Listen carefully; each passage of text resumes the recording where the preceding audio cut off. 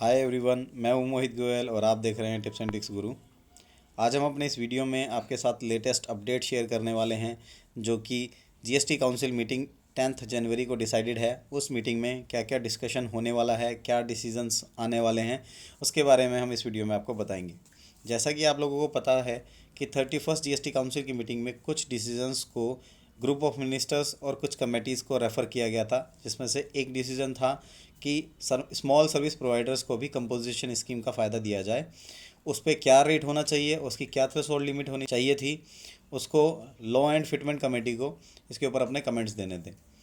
दूसरा पॉइंट था कि जो थ्रेशोल्ड लिमिट है, जिस तक कोई जीएसटी चार्ज नहीं होगा, रजिस्ट्रेशन की ज़रूरत नहीं है, उस लिमिट के बारे में भी रिव्यू करने के लिए बोला गया था, जो कि group of minister small businesses को ध्यान में रखते हुए रिव्यू कर रिकमेंडेशन काउंसिल को देंगे।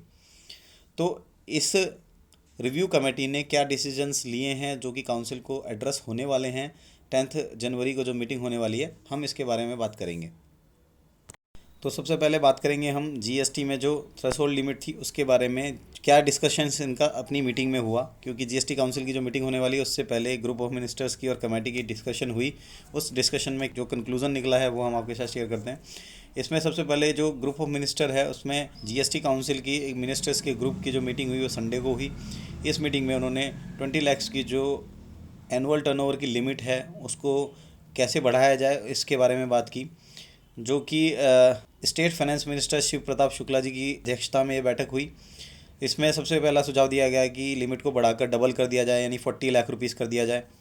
तो अगर ये 40 लाख रुपीज़ कर दी जाती है तो इसके इम्पैक्ट क्या होंगे। सबसे पहला इम्पैक्ट होगा कि ऐसा करने से 20,64,000 व्यापारी जो है वो जीएसटी के दायरे से बाहर हो जाएंगे, और इसके वजह से जो गवर्नमेंट के टैक्स कलेक्शन में फ़र्क पड़ेगा वो करीब 5,225 करोड़ के करीब का नुकसान गवर्नमेंट को इसकी वजह से होगा। इसी मीटिंग में सुशील मोदी जो कि उप मुख्यमंत्री हैं बिहार के, उसमें उन्होंने इस लिमिट को बढ़ाकर 50 लाख रुपए कर देने का प्रस्ताव किया, जिसकी वजह से अगर इसका इम्पैक्ट हम देखेंगे तो इससे करीब 22 लाख व्यापारी जीएसटी से बाहर हो जाएंगे। और इसके बाद जो इम्पैक्ट होगा फाइनेंशियल इम्पैक्ट कलेक्शंस के ऊपर, वो करीब 6,500 करोड़ का इसके ऊपर कलेक्शन का इम्पैक्ट आएगा। अभी हाल ही में मोदी जी ने भी इसके बारे में बात की थी, जिसमें बताया था कि इस लिमिट को 75 लाख रुपए तक बढ़ाने की विश जाहिर की थी।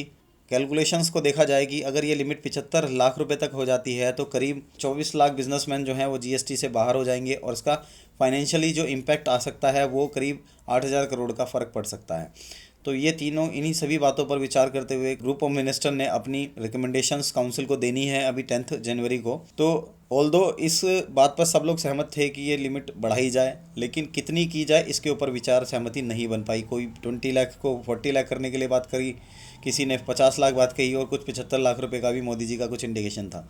तो ये सारी बात जो लिमिट की है वो काउंसिल के ऊपर छोड़ दी गई है। तो आने वाली मीटिंग में ये लिमिट भी डिसाइड हो सकती है कि कितने रुपए तक की थ्रेशोल्ड लिमिट रखी जाएगी जिसमें कोई रजिस्ट्रेशन की ज़रूरत नहीं है। तो ये अपकमिंग मीटिंग में आपको मिल सकता है कि ये लिमिट कितनी बढ़ी।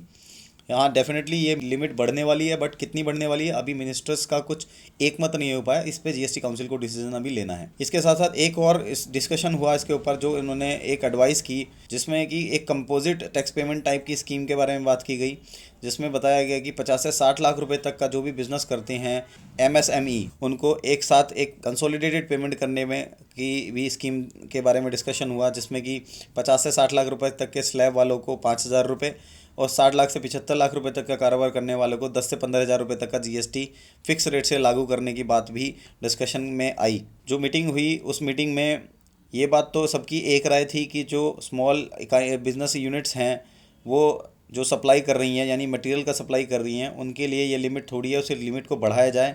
सभी राज्यों की इस मुद्दे पर एक राय बनी, लेकिन इसकी जो वैल्यू है कि कितनी रुपए रखा जाए उस लिमिट को, उसके ऊपर एक राय नहीं बन पाई, जो कि इन्होंने जीएसटी काउंसिल के ऊपर छोड़ दिया। फिलहाल जीएसटी के दायरे में जो टोटल व्यापारी आते हैं वो 1.24 करोड़ बिजनेसमैन है, वो रजिस्टर्ड हैं। इसमें से 17,74,000 जो व्यापारी हैं वो कंपोजिशन स्कीम ले रखी उन लोगों ने, तो यानी एक मेजर पार्ट जो कंपोजिशन स्कीम में भी कवर होता है। इसी के साथ साथ जो डिस्कशन हुआ उसमें मनीष सिसोदिया जो दिल्ली के मिनिस्टर हैं, उन्होंने इस लिमिट को बढ़ाकर 40 लाख रुपए करने की वकालत की, जबकि और अन्य मिनिस्टर्स की अलग राय थी। तो ये राय एक मत नहीं हो पाई। इसके साथ साथ एक और डिस्कशन वहाँ पर हुआ, जो डिस्कशन ये था कि जो केरला में बाढ़ आई थी उसमें जो डिज़ास्टर रिकवरी का सिस्टम है उसके बारे में बात की जाए कि वो उसके ऊपर सेस लगाना चाह रहे थे। तो इसके ऊपर भी सहमति बन गई है मिनिस्टर्स की कि केरला जो है वो 1% सेस लगा सकता है। पहले ये डिस्कशन में था कि पूरे नेशनल वाइड इसको अमाउंट को फिक्स किया जाए, लेकिन डिस्कशन में ये फाइनल हुआ कि जिस स्टेट में कैलामिटी की रिकवरी होनी है वो स्टेट वाइज लागू हो, पूरे देश पे इसको लागू नहीं किया जा रहा। तो अभी केरला के केस में 1% इसको लागू किया जा रहा है और ये 2 साल तक इस पर लगा रहेगा। बिहार के उप मुख्यमंत्री सुशील मोदी, जो कि ग्रुप ऑफ मिनिस्टर के प्रेसिडेंट भी हैं, उन्होंने इस मीटिंग को ख़त्म होने के बाद प्रेस को ये बताया कि जो केरल में किस आइटम के ऊपर ये सेस लगेगा, ये जो डिसीज़न है वो वहाँ की स्टेट गवर्नमेंट को लेना है। उन्होंने इसमें यह भी बताया कि अगर कोई अदर स्टेट भी ऐसा कोई सेस लगाना चाहता है तो उसे जीएसटी काउंसिल से पहले अप्रूवल लेना पड़ेगा। इसके बाद दूसरा जो मेजर डिसीजन जो होने वाला था, जो कि हमने 31st काउंसिल मीटिंग में कमेटी को ट्रांसफ़र भी किया था काउंसिल ने, उसमें ये था कि सर्विस प्रोवाइडर्स को भी कंपोजिशन स्कीम का फ़ायदा मिल पाए। तो इस मुद्दे के ऊपर जो डिस्कशन हुआ वो ये कि 50 लाख रुपए तक के टर्नओवर वाले सर्विस प्रोवाइडर को ये कंपोजिशन स्कीम का ऑप्शन दिया जा सकता है। इस पर फ्लैट 5% जीएसटी रेट चार्ज किया जाना चाहिए। तो ये रिकमेंडेशन गई है, तो होपफुली जीएसटी काउंसिल की नेक्स्ट मीटिंग में इसके ऊपर भी अप्रूवल मिल जाए। इसके साथ साथ एक और इम्पॉर्टेंट इसी में एक रिकमेंडेशन देने की बात चल रही है, जो कि 1.5 करोड़ रुपए तक का जो इनका टर्नओवर है वो उसे जीएसटी नेटवर्क अपनी तरफ से ही अकाउंटिंग और बिलिंग सॉफ्टवेयर भी उपलब्ध कराए। ये इस तरह की डिस्कशन आई है, तो उसके पे होपफुली कुछ डिसीजन आ जाए। सुशील मोदी जी ने कहा कि जीएसटी से पहले 1.5 करोड़ रुपए तक के टर्नओवर वालों को एक्साइज में रजिस्ट्रेशन से छूट थी, इसलिए जीएसटी में भी स्मॉल और मीडियम एंटरप्राइजेस को राहत दिए जाने की ज़रूरत महसूस हो रही है।